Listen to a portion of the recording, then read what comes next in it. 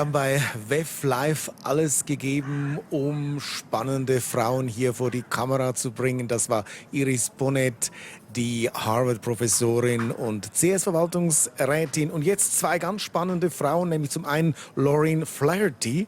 Sie ist Chief Marketing Officer von CA Technologies, ein großer Softwarekonzern. Sie gilt als eine der einflussreichsten Frauen der Technologiebranche.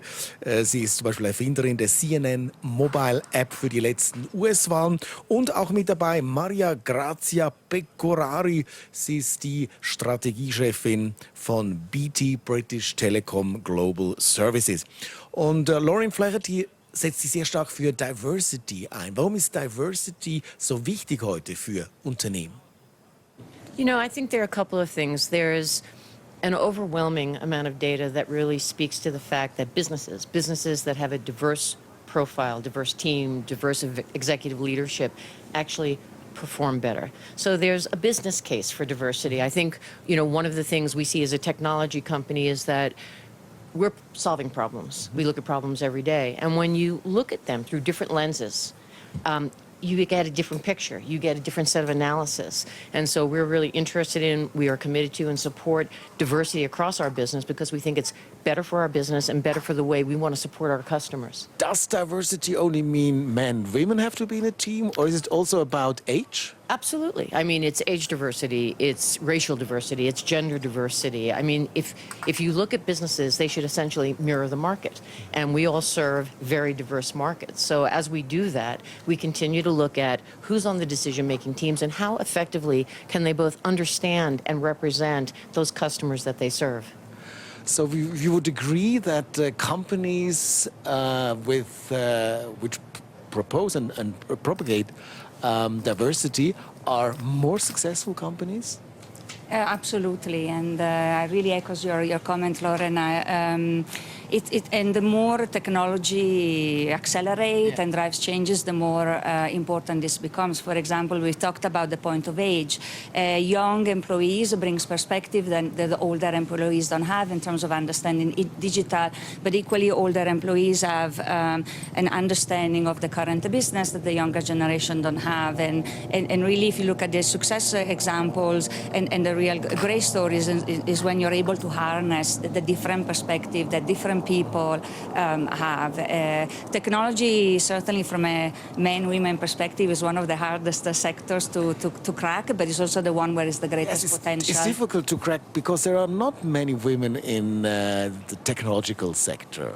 It has to... Well, why is that? Are they not very attracted to that sector or to that kind of work? I think if you look at the distribution of graduates, there's typically slightly less female graduates in the most technical and engineer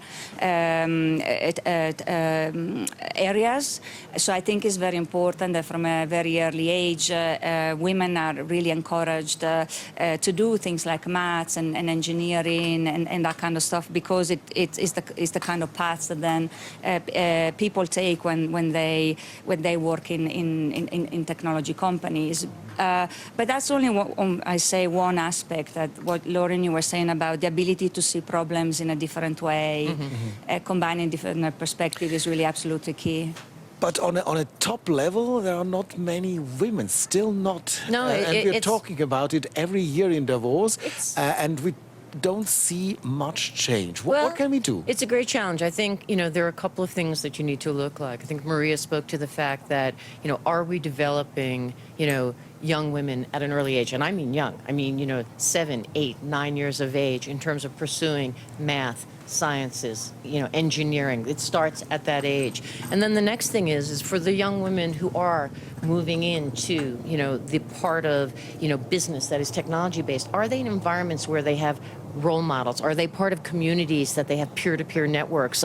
There's a considerable amount of data that says even for the young women who are entering the workforce with technology backgrounds and education, they need to be part of a peer group to be, frankly, mentored, encouraged, and supported. So I think, you know, there's the business mandate for this, but there's also a set of environmental and education considerations that have to be met, as well as work-life balance considerations that have to be met insofar as, you know, women leave leave to have families and the ability to have things like parenting leave as opposed to just the traditional maternity leave is going to make a big change for not only women but parents who are bringing children into the world and need those breaks. Some countries have introduced quotas. Are you in favor of that? Well, I think, quotas is an interesting question. I think the creation of opportunity is critical. So let me give you an example.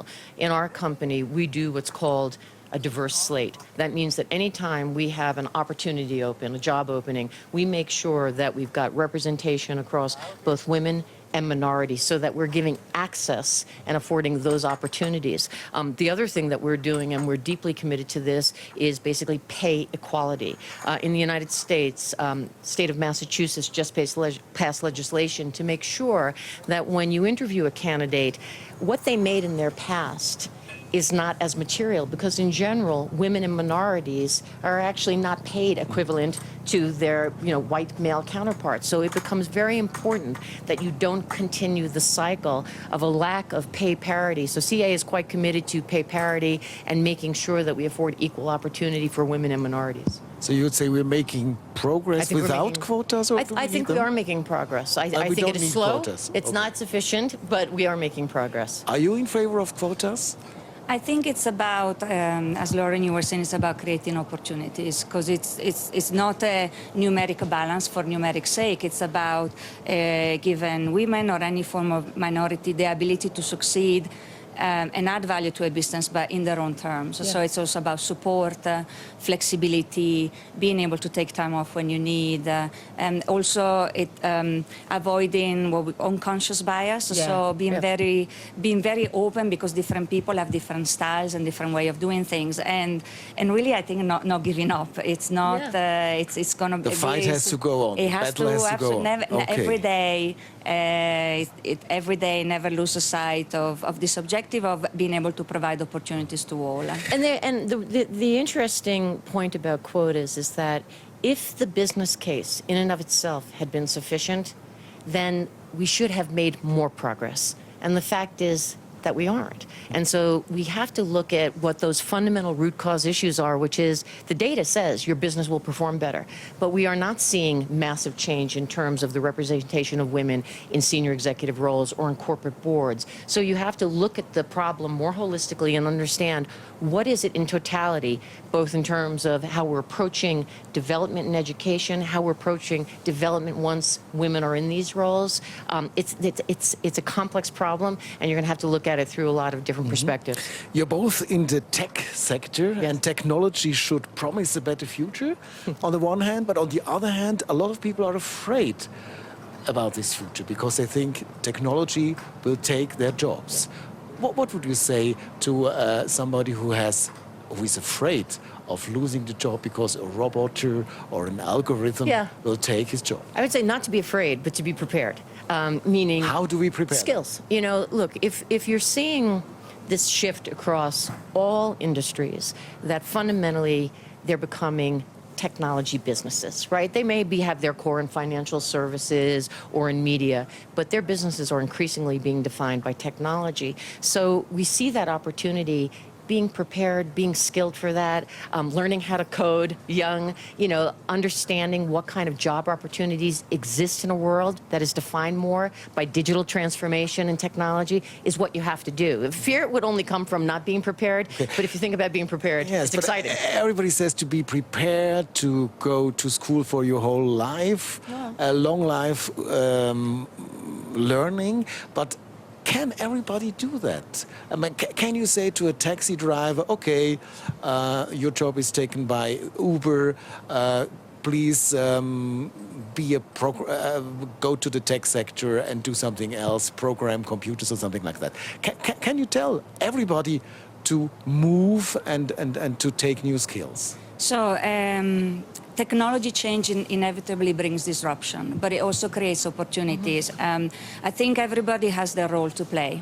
So within companies, I think that really the adjective of human in front of capital is going to become more and more important, because the companies that are able to crack how do you support learning and retraining within the organization, it's a win-win, because it's good for the employees, but it's also good for the company. So, for example, in my sector, we may have some areas like security where there's a shortage of engineering skills, but other parts of the portfolio were actually where the portfolio is more mature, you don't need so many engineers. So always front of mind is how do we create opportunities for people to existing employees to be retrained. So be flexible is really important. And have a focus on what really, on the value that employees bring to the organization, because it's not human or machine, it is both.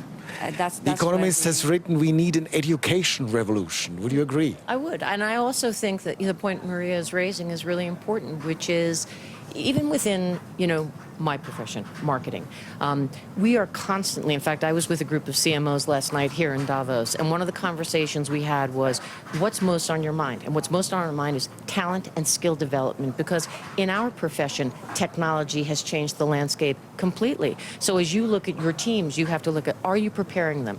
Have you developed curriculum for them? And actually, many of my peers, including the work that we're doing, have actually created marketing academies to ensure that they're up to the latest trends in data sciences and how to demonstrate contribution to the business and values. So this is something that I think you're going to see across various professions and across verticals, which is skills retraining and development to stay with the technology trends is going to be something you do throughout your career.